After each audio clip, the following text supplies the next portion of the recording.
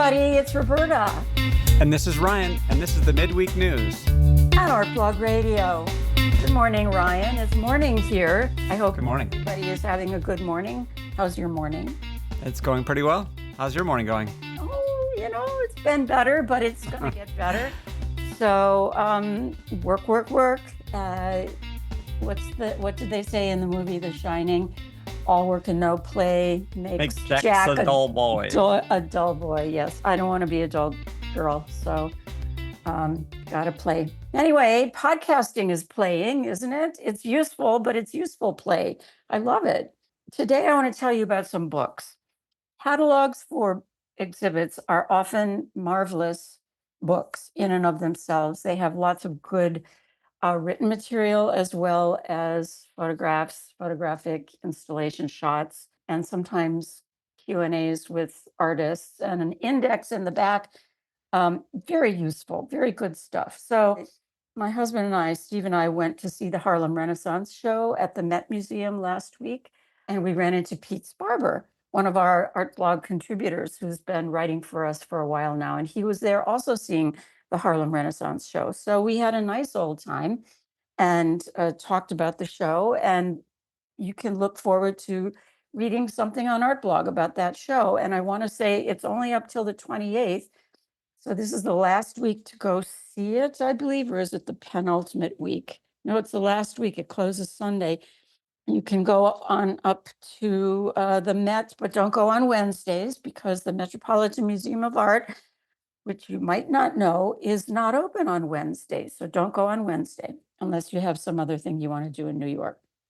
So I bought the catalog to the show and I can't wait to dig in and read it. It has wonderful essays and a fabulous documentation of what was in the show.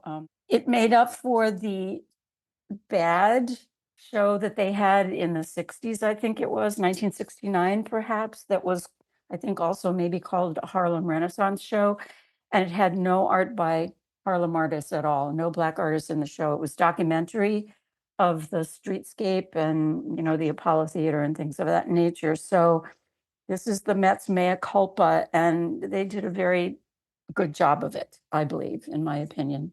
So that's one book I want to talk about. I want to talk about another book that is coming out in November, but we have a PDF of it. It's called Building Ghosts, Past Lives and Lost Places in a Changing City.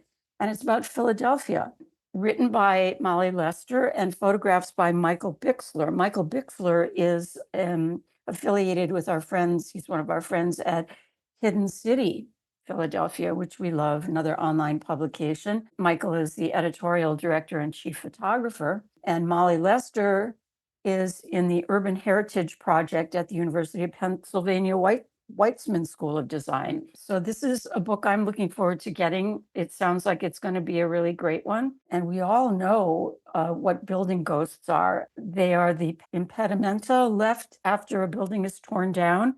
The outline of the stairs, the scraps of wallpaper on the wall that still remains, things of that nature. So there are a lot of ghost houses in Philadelphia. So very interested that this is coming out and very happy to be able to get a copy of it in the fall, November. The third book I want to mention is, thank the email gods for this, because this came into my email inbox for Art Blog, and I never would have heard of it otherwise. It's the Royal Horticultural Society Collage the Botanical World book, 1,000 plus fantastic and floral images to cut out and collage. Now, wouldn't you want to have that book too? I immediately wrote back to them and said, I would like to see this book.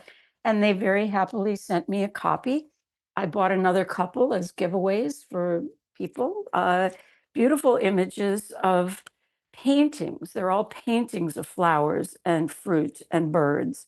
And then at the end, there's some photographs of the English countryside. If you want to put, a great big bird in a little tiny landscape photograph of some cottages in England, you could do that. And I think collage is a very happening thing these days. And oftentimes, collage is the first entry point for students to art. I think in the elementary school level, there is a certain level of collage that is people's art introduction. So, and for some of those people, it stays with them and they make collages lifelong. And it's a good thing. We have a collage artist friend in Paris, our contributor, Matthew Rose, who's a fabulous collage artist and has been making art for many, many years and very good collage art.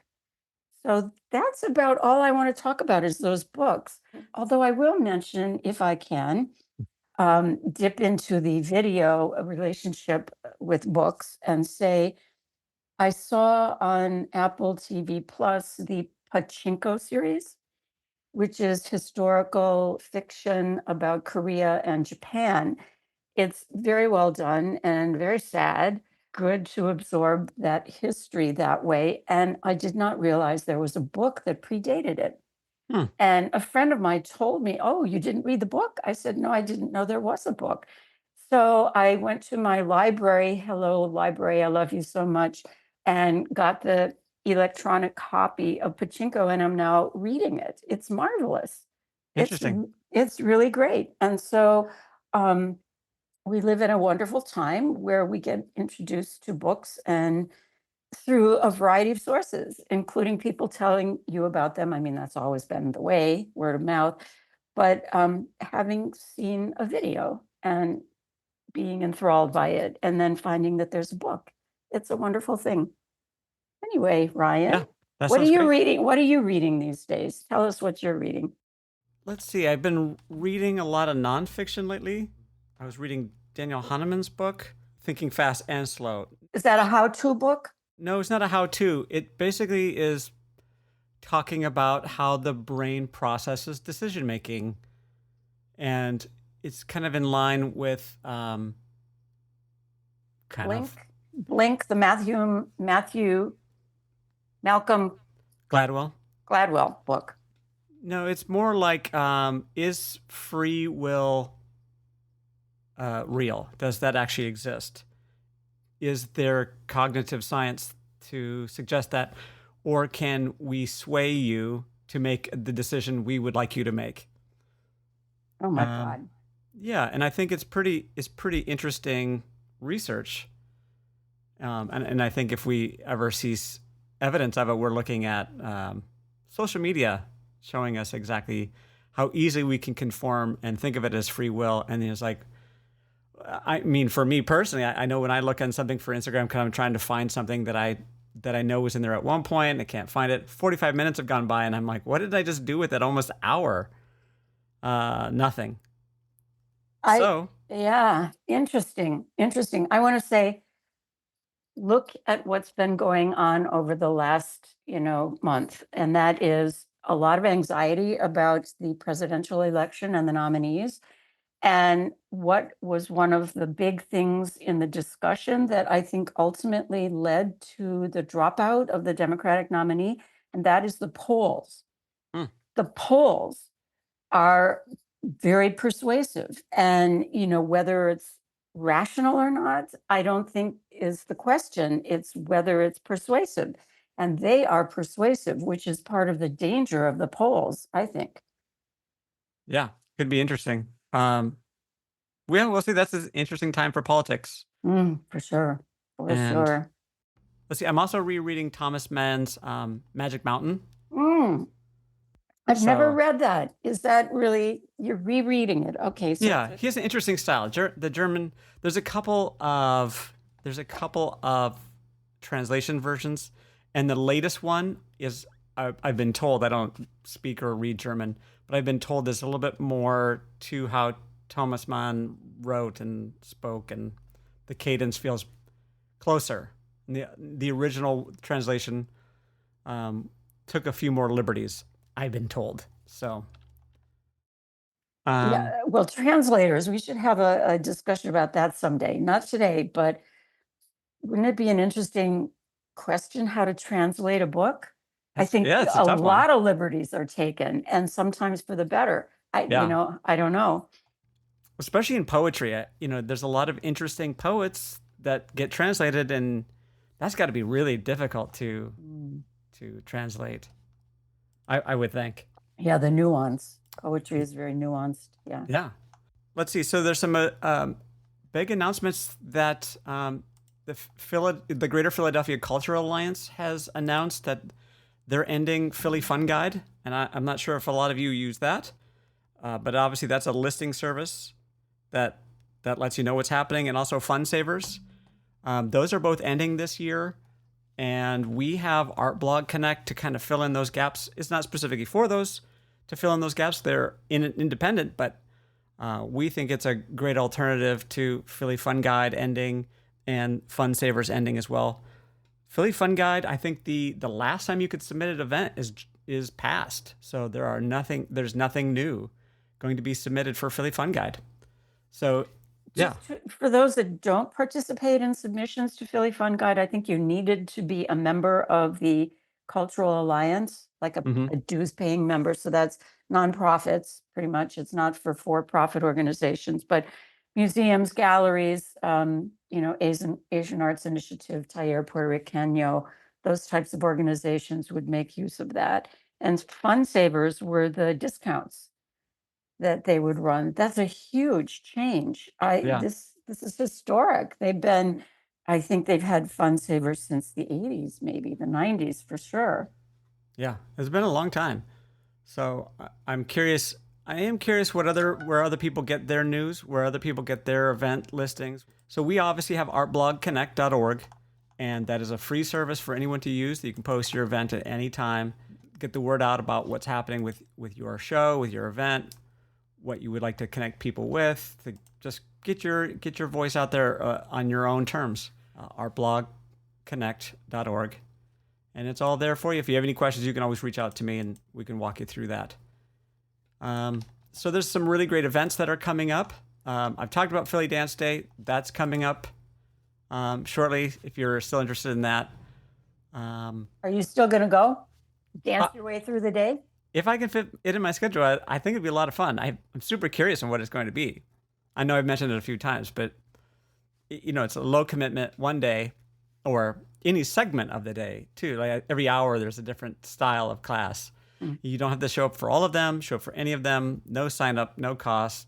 I haven't done anything like that, so it'd be a fun and a unique experience. But limber up first, limber up afterwards. Yeah, a lot of stretching. You definitely don't want to pull anything, especially at my age. You're just like, oh my goodness. There is the second place race coming up on Saturday. It's a part bar crawl, part puzzle party, part scavenger hunt. This starts at Plays and Players. Looks interesting. I haven't done it. Take a look at that. Should be wild, interesting, fun time. And I'm not sure if it is actually a drinking game for those of us like myself who don't drink to still participate. So it's a bar crawl, but it's not necessarily a drinking race. That's good. Yeah, I agree. So it gives other people things to do. Yeah. Our Artblog Connect, speaking of Artblog Connect, we have a closing soon button now available. So one thing I noticed is all our main landing page shows all the openings. Here's everything that's opening and happening.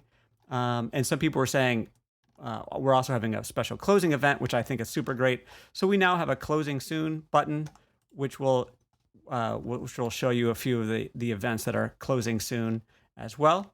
Take a look at those, see if those are of interest, because sometimes with calendars you see what's opening, and then they run for 2 months, and then you don't see it again. So double check and see if there's something closing that you might want to take a look at. This week opening, I always throw in I like to throw in a Shakespeare thing. I'm seeing a retelling of Hamlet done via Circus with the New York Circus Project.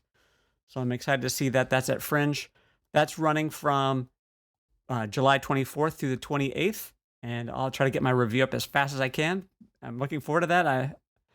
It looks really interesting. They have a trailer of it. So they have shows in New York, and then they're doing it in Philly, and then there will be in DC if you missed the Philly dates, and you can hit DC. Is this going to be kind of like the Cirque du Soleil, where there's people hanging on ropes and trapezes, that kind of circus? Or are there going to be elephants and, lion tamers and all that kind of thing? I think it's aiming towards the Cirque du Soleil. Apparently, from the information I received, there are former performers from Cirque du Soleil part of the troupe. Mm. So it looks pretty interesting. I'm pretty excited. Cirque du Soleil did some amazing things. I've never seen them live, but just on video. Pretty impressive. Yeah. There are some screenings coming up. Moore College has Good Grief project screening. And then just to get yourself ready, start looking at tickets, is Black Star Film Festival, first week of August. If you don't get tickets, take a look now. It's a good time to get in there. And since it's already really close to the end of the last week of July, get in there. There's some really interesting shows that are happening there, films. My kids always correct me on shows versus films, and Oh, okay. They're struck. What do you call it? Strict constructionists about their verbiage here. yes, Is Black Star both in the real world and virtual? there are some virtual, but they're really working hard on in person.